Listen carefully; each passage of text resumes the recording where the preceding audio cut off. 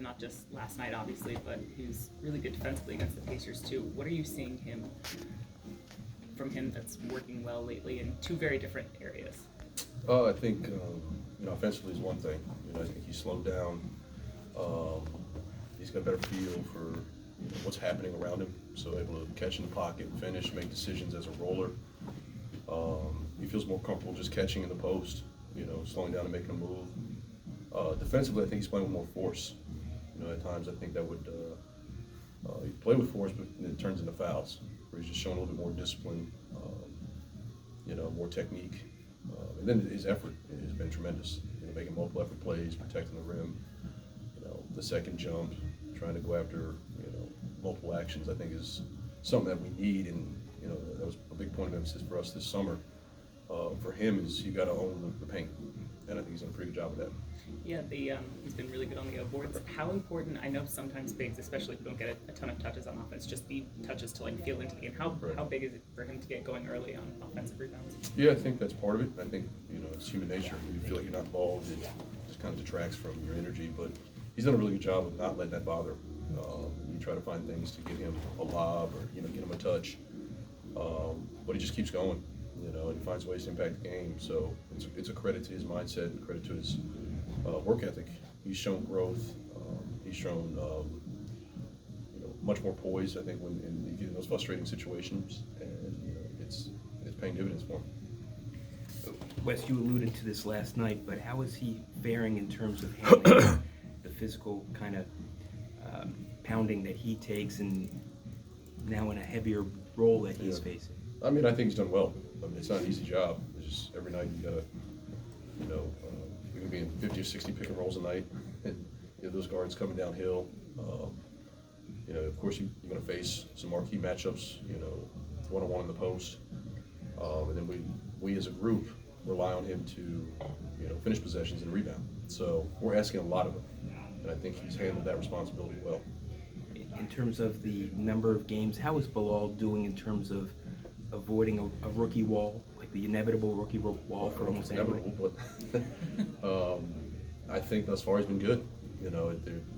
It's hard to gauge until you kind of see it, and you go through it, and you look back retrospectively and say, all right, well, that was maybe a little bit of a lull, but I haven't seen that. His energy is high. He's got the same demeanor. He's done a really good job as far as dialing into game responsibilities and personnel. So I haven't seen really a drop off. If that's the question, I think it's something we're mindful of, but I think he's done a really good job of managing. Coach, I'm pretty sure you've been alerted that Keegan had a big night the other night with the 47. Sorry. But anyway, just want to get your thoughts about him, going into his second year and playing against the Kings overall tonight.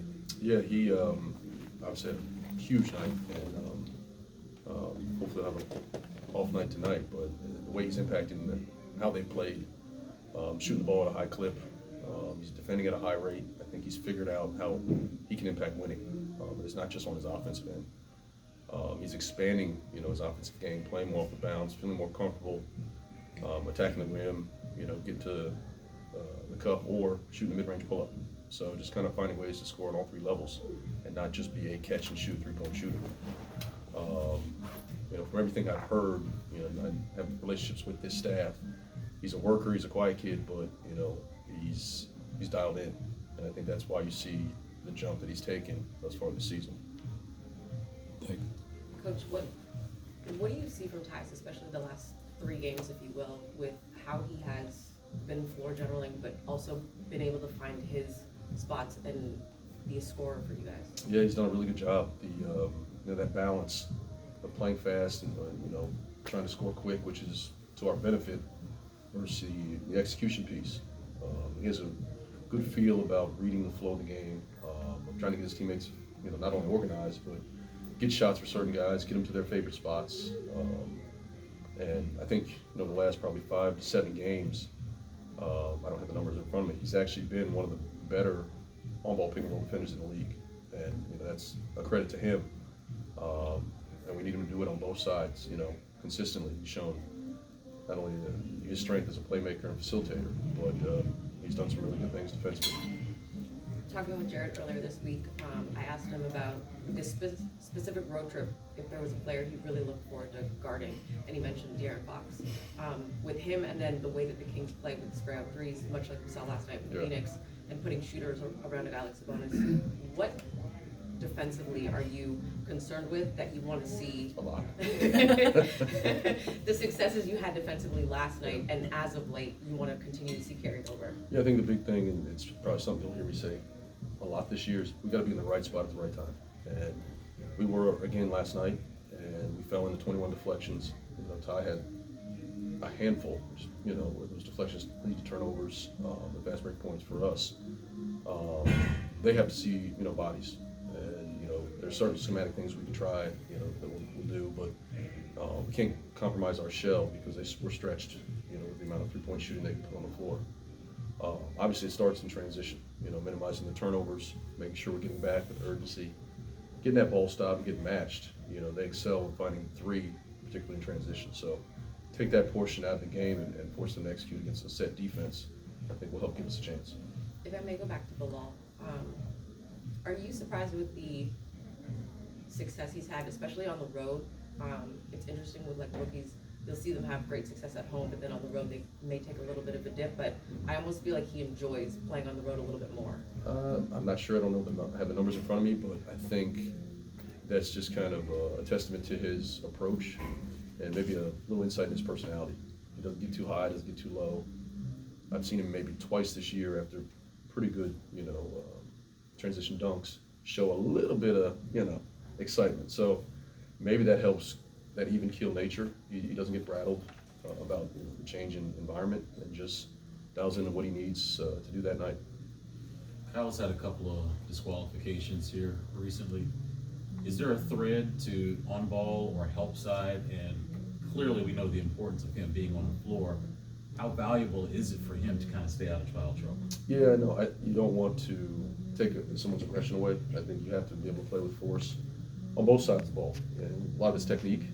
So you got to be smart and understand, you know, who you're guarding and some of the things they'll do to, you know, force you into fouls. So minimizing those, but the impact for him and us, you know, on the floor is invaluable. You know, both sides. Plays with pace, and his ability to play make. We can play through him in the post. So we need him to be out there. But at the same time, it's, you know, he's going to be tasked with guarding more often than not one of those marquee matchups. So we still got to lean into, you know, being a defensive stopper for us.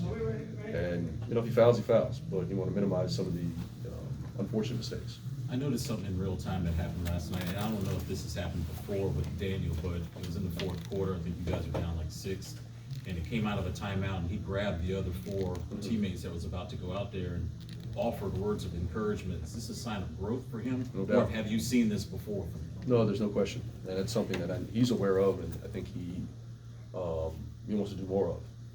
Think of, you know, we've had a lot of young players over the last couple of years, and to watch them grow and mature, and that leadership piece, it manifests itself in a lot of ways. Some guys lead by example.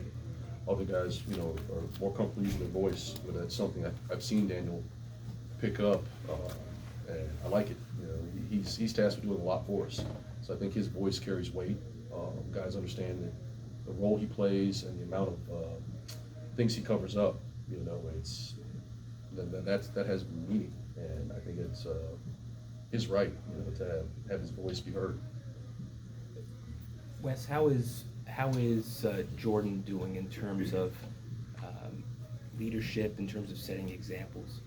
I think he's done well. You know, I think I've talked to him about this. I think that particularly the last 2 games have been really good for him on both sides of the ball. Just overall, the fly-around mentality, the effort.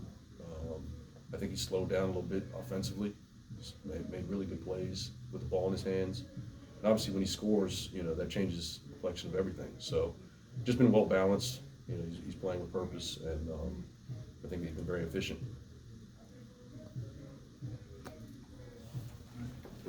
Thanks, Coach. Appreciate it. Thank you.